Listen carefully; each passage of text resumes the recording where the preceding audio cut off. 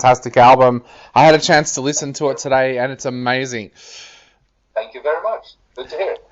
So tell us a little bit about this album. Tell us a little bit about the story and the theme that goes through this album.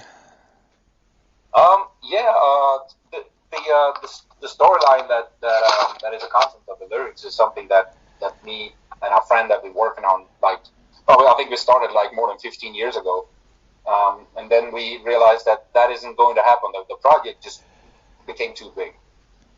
So I figured, well, let's do some chapters of that into songs, and let's see if that's something that people will enjoy. And that actually worked a lot better than I thought it would. So, and the book was called The World of Odalheim, and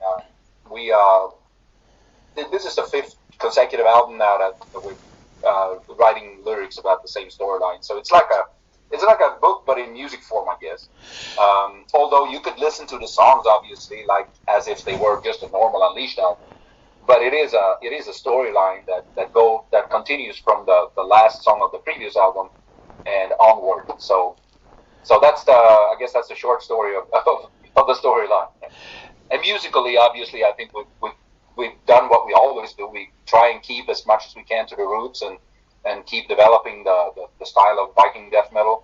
And there's got to be some new stuff in there. There's got to be some development and try a little bit of new stuff. But there is always this agreement within the band that we always want to keep to our roots and so that we don't lose ourselves on the way.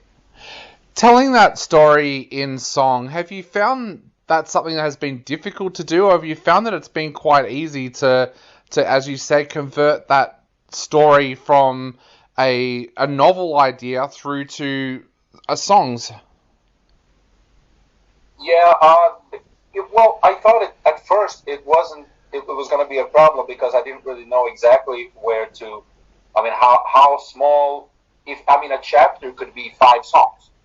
Yeah. A chapter of the book could be 5 songs, and I wasn't really sure how to manage because obviously if I make 11 songs on an album, I have to leave out a lot of stuff that happens in the book because there's only 11 songs, and they have to be what is it called in English? The songs are just really, really short. The lyrical content is really short, and the chapter is obviously really big because it's a book.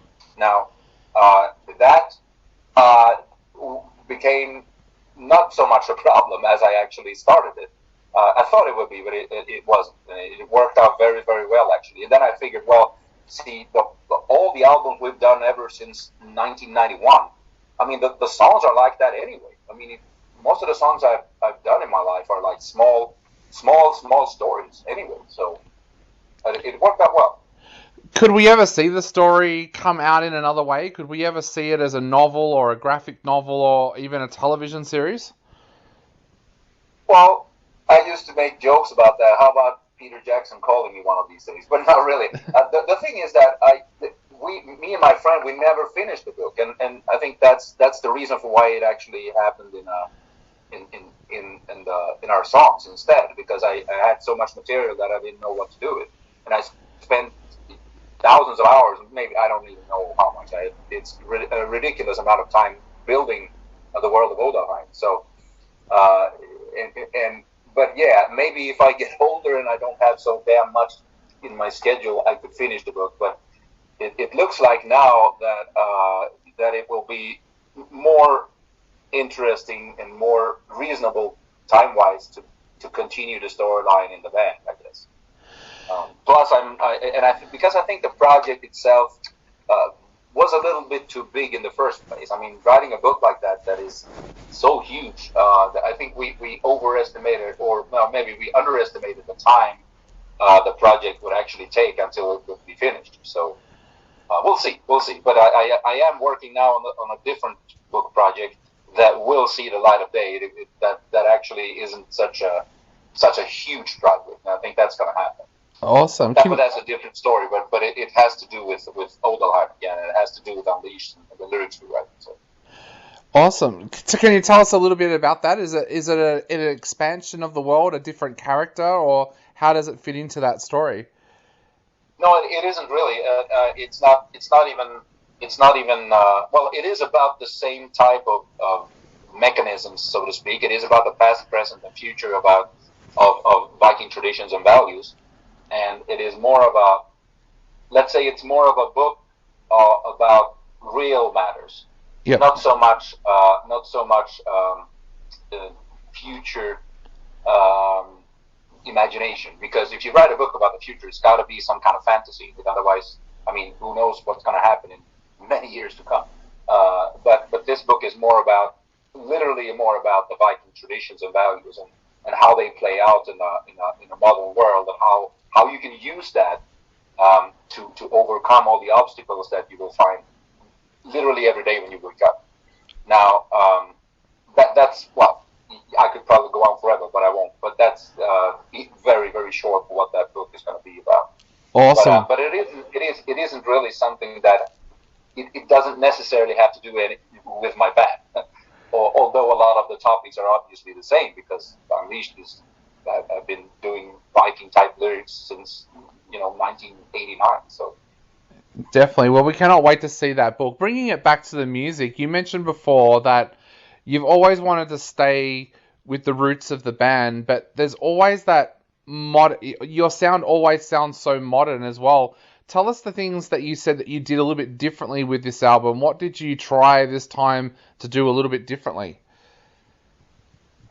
Well, first of all, when Freddie came into the band, which is I think 1995 or so, that was when we started to become a little bit, let's say, well, not more technical, but, well, let's just say overall better at production, guitar work, recording. I mean, everything that has anything to do with the music, not necessarily the lyrics or the vocal melody lines, but music.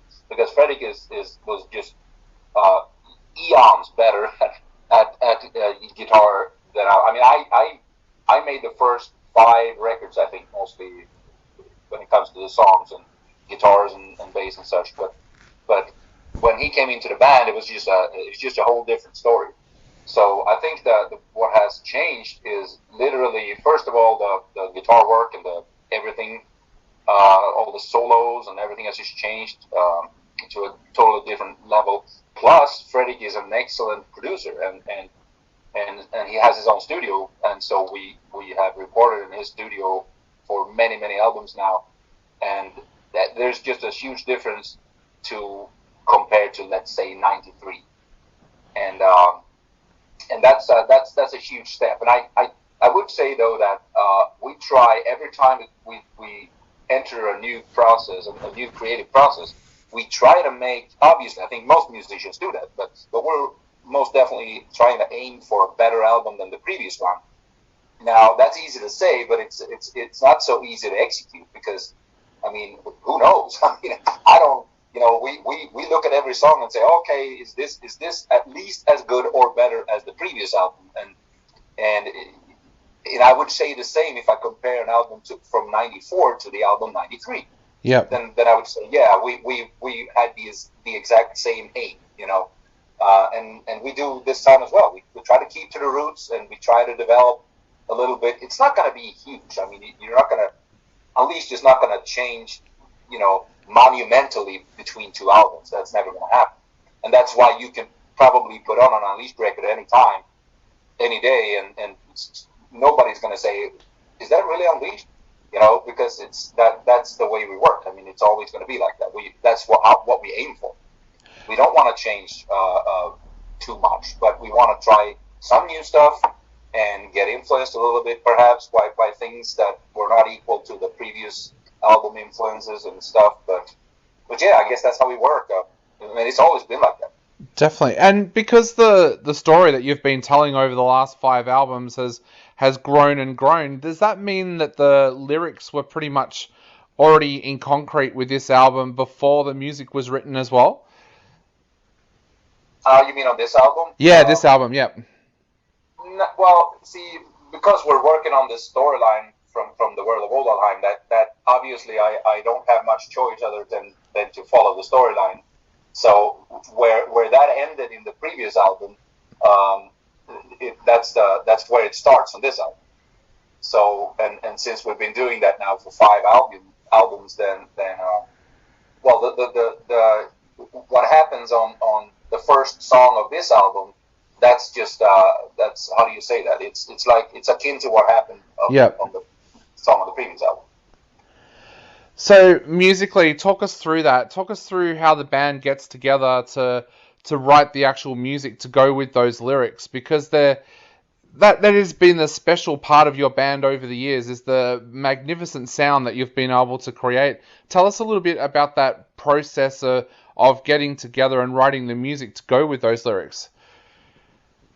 Yeah, well, Fredrik makes most of the music these days, and he, I think his creative process is starts just like pretty much, well, like it always has done. He gets ideas, and then he starts working on them, and it takes a little while. I mean, it takes I don't know. The entire process used to be like 1.5 years until we're actually ready to make a pre-production for the studio.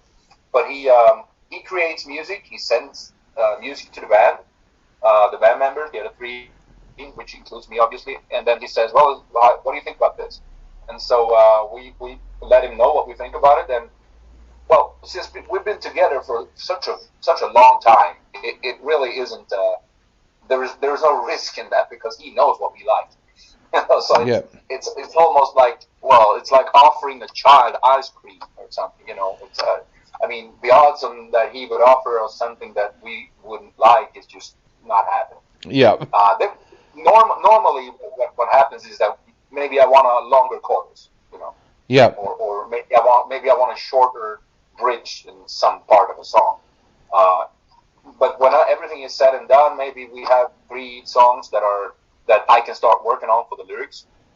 Then I will have to figure out where in the storyline these 3 songs will fit, because if I have a song that has a special topic, then I need to know that song is going to fit, for example, on position 3 on the album, and then I can start working on the vocal melody lines, which I always do the melody of the vocals first, and long after that I can start doing the lyrics, because I don't really know if the lyrics are going to fit depending on what the vocal lines are going to be like, and that's so, well, the music and vocal lines first, I guess, and then the lyrics. That's the process. Yeah. Has it felt strange the last couple of years not being able to do shows? I've spoken to bands right around the world who have said that this has been almost like a great reset for them, where they've been able to get away from touring, recharge the batteries, and focus on songwriting. What has that last couple of years been like for you personally? Well, Unleashed, we took a decision about that, like in the late '90s, about how to recharge batteries and stuff, and how not to get worn out, how to reinvest in the band, and stuff like that. So we didn't really need the break. I think it was terrible. Yeah. It isn't that we needed to go on tour or festivals to finance our lives. We all have other jobs. I mean, Fredrik works as a producer, for example, and I work in finance, although part time. But so that wasn't the issue. But I think it was, going out and looking forward to the next festival that's a big part of life. That's just something that I don't want to be away from that at all. Yep. It's just not. That's terrible. So to be frank, so I think it is really, really good that things are starting to come back to normal now. Our first show is on the 10th of December in Holland, and I really hope that's going to play out well, and I think it will. You must be excited about being able to play these new tracks live. I mean, we're all excited here today because our lockdown of 220 days is finally over. So it must feel so exciting for you to be able to get back on stage and play these new tracks. Yeah, man. I'm telling you, that's just because you don't really know. I mean, you work for I mean, we worked for like 2 years with this new album, and you don't really know. Is it good? I mean, what are people going to feel about it? I mean, I can hear somebody saying to me that, well, we like this album or not, but unless I'm on stage and I can look at people's faces and I see in their eyes and I know if they want to, if they want to move to this music. I mean, if they want to bang heads together, then I know that this is happening. That's why the live performance and the whole live situation is so important. I mean, I most definitely, we've got some really, really good reviews now, and people keep telling us it's a good album, but that's good for my brain, but I can't feel it. Yeah. It's just that's why it's been horrible for all this long. I mean, that's why you want to be a musician. I don't want to be a musician to be in the studio and make good songs. Well, of course I do, but that's not the whole story. That's like half of it. Yeah. I want to be out there and see if people actually what they feel about it. I mean, Yeah. Do you still get nervous? Do you still get nervous when you play a new track live for the first time? I wouldn't call it nervous though. I mean that I guess I probably could compare it to like a sportsman that's going in on a derby and playing for that 30,000 people, and like I want to perform my best. I want to show the fans that I can do this, and we want to try and win, and and we want to have and if you're a musician, you want to go out there and meet them. A lot of people are also my friends, and you want to go out there and bang heads together and see if they get the same feeling that you do, and if they do, that's like, that's the peak of things. That's what you can hope for if you work with music. So no, I don't think I get nervous. I get extremely excited. That's probably a better word. Nervous is I think that the word nervous is connected to if I could fail or not. And I think I've been doing this for such a long time. I don't get nervous in order, I don't get nervous because I might fail. Obviously, any musician will fail once in a while. You will play a few notes wrong, and you maybe, you will stumble or whatever on stage, but that's okay. I mean, maybe I was nervous about that in 92 or 93, perhaps. I don't know. Definitely. but that's not. It's more of a excitement to me. And I also think that we probably can enjoy things more now than when we were younger, because we have more control of the setup and gear, and also we know how to perform these days a lot better than when we started, obviously. Definitely. Well, I know we are right out of time, but just before I go, I'd like to ask one quick question. What would you like to say to all your Australian fans out there before they get the chance to sit down and listen to this album? Oh, I most definitely, tell everybody that Unleashed hasn't been to Australia and played, but hopefully that's just a matter of time, because we know there are people in Australia that enjoys the band, and it's just it's like I told some other guy recently that when we played our first time in Colombia, I had no idea what was going to happen, but it was just insane. It was fucking insane, and it's probably going to be the same when we come to Australia the first time, but it will happen though. It's not that we sit back and think that we're not going to Australia. That's just that it will happen. Hopefully sooner than rather than later. So but keep checking in on our touring schedule, and whenever we get some decent offer from Australia, we're definitely going. That's for sure. Awesome. Well, Johnny, thank you so much for chatting to us tonight. It's been an absolute honour chatting to you. Stay safe, and hopefully we see you in Australia soon. All right. Good talking to you, man. Thanks for having us. See you later.